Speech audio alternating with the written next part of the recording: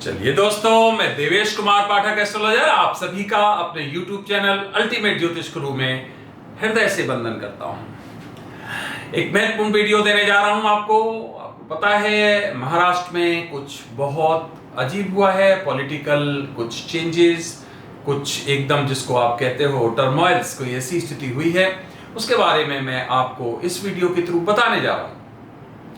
आज इसके आगे बढ़ने से पहले आप सभी को शुभकामनाएं, क्योंकि आज गुरु पूर्णिमा है और इस अवसर पर हमारे पास सैकड़ों की संख्या में मैसेजेस आ रहे हैं। तो हम आपको, जैसा कि पता है कि इंडिविजुअली तो आपको जवाब मिल ही जाता है, वीडियो के माध्यम से भी हम आपको सभी को बेस्ट विशेस देते हैं।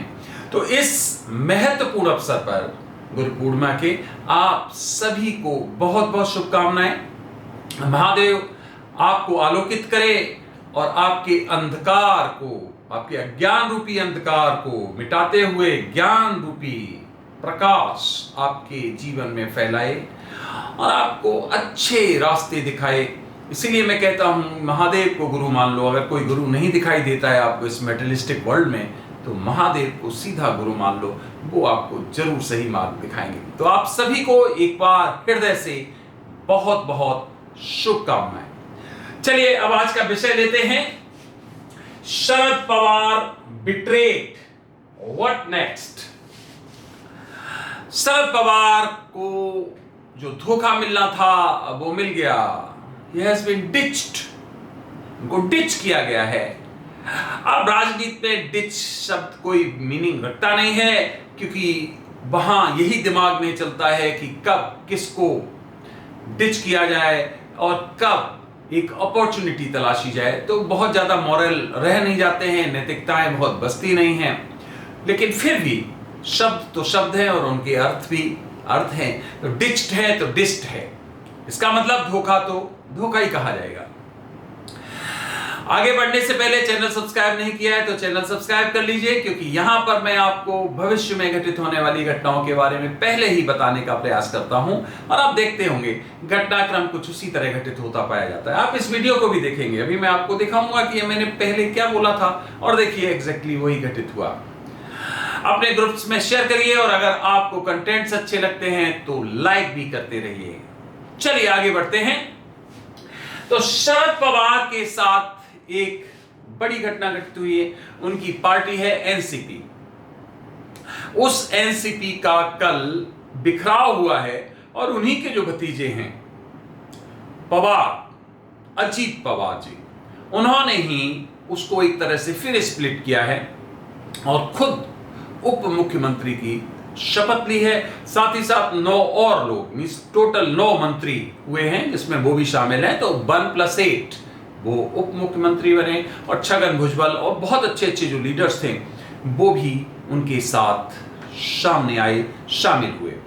तो क्या है, क्यों हुआ ऐसा, क्या पहले से कुछ ऐसा एंटिसिपेटेड था, बताने जा रहा हूं। एक छोटा सा क्लिप सुनिए, और वो क्लिप आज का नहीं है, वो पहले ही हमने बता दिया था कि इनके साथ बड़ा धोखा होगा और इनके घर के ही लोग इनको डिच करेंगे।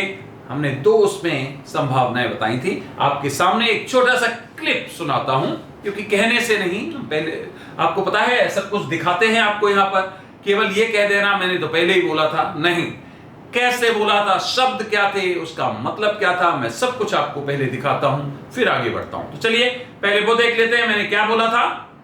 22 मार्च 2021 का वीडियो है ये, आप समझ सकते हो। 22 मार्च 2021, इसका मतलब है कि अभी तक अगर आप देखेंगे तो लगभग 27 महीने हो गए हैं।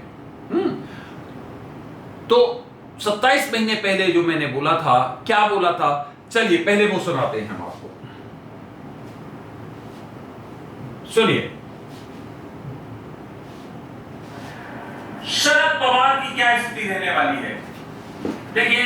शरद पवार के बारे में बहुत ही महत्वपूर्ण मैं आपको विवेचन दे रहा हूं। आगे मैं एक और वीडियो दूंगा अभी शरद पवार के लिए। मैं वर्ष के शुरू में सुनिए ध्यान से, और एक वीडियो मैंने तैयार किया था, लेकिन मैं अब वो वीडियो आगे दूंगा क्योंकि वो काल खटाव आ रहा है।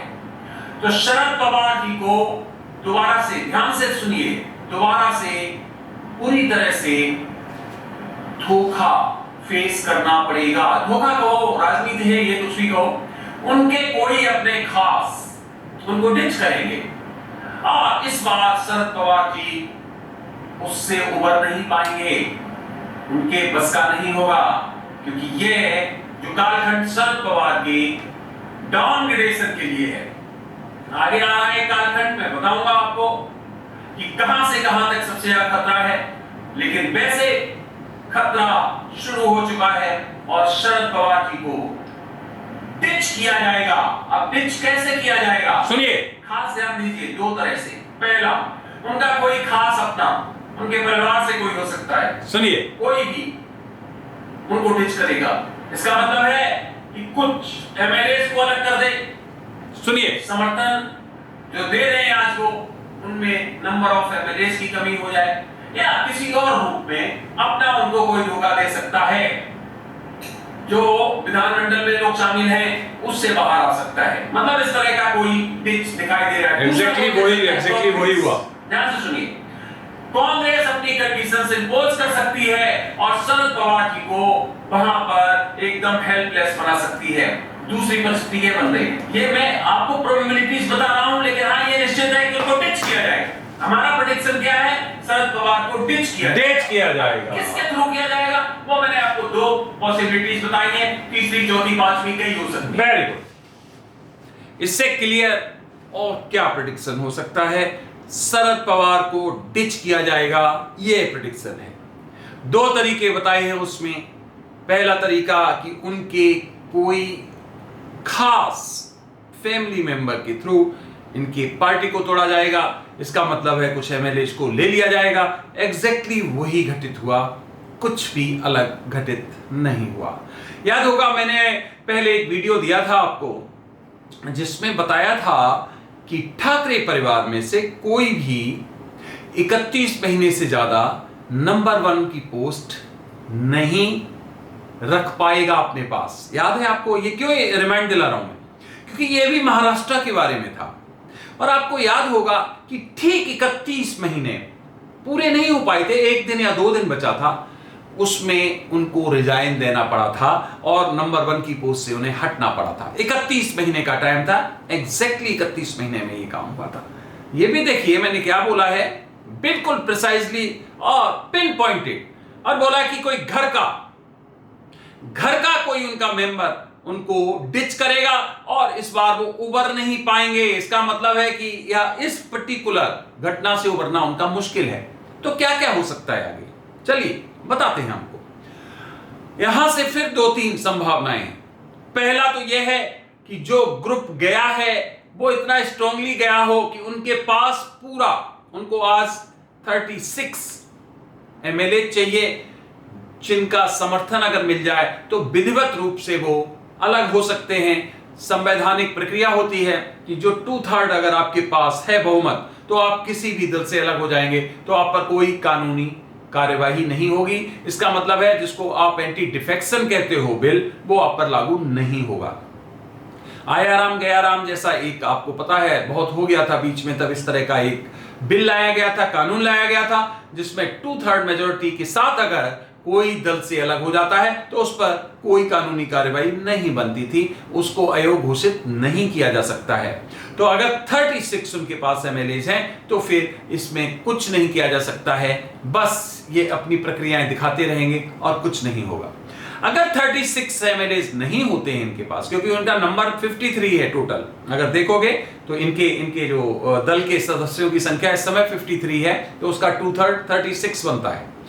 तो इसका मतलब यह हुआ कि यह चैलेंज तो अजीत पवार के लिए भी है। पहला पॉइंट क्या हो गया कि पूरा का पूरा दल अलग हो जाए, 36 या 36 से ज्यादा, और कुछ भी ना हो, ये अपना कंटिन्यू कर लें और ये 3 दल एक साथ महाराष्ट्र में अभी सरकार चलाएं और उसके बाद अपना सामंजस्य बना के चुनाव में शामिल हों। पहला पॉइंट, ये बहुत बड़ा धक्का ये किसके लिए होगा? ये पवार जी के लिए, शरद पवार जी के लिए बहुत बड़ा धक्का होगा, क्योंकि पूरा का पूरा उन्होंने जो दल बनाया था लगातार, वो एकदम ऐसे बिखर जाएगा।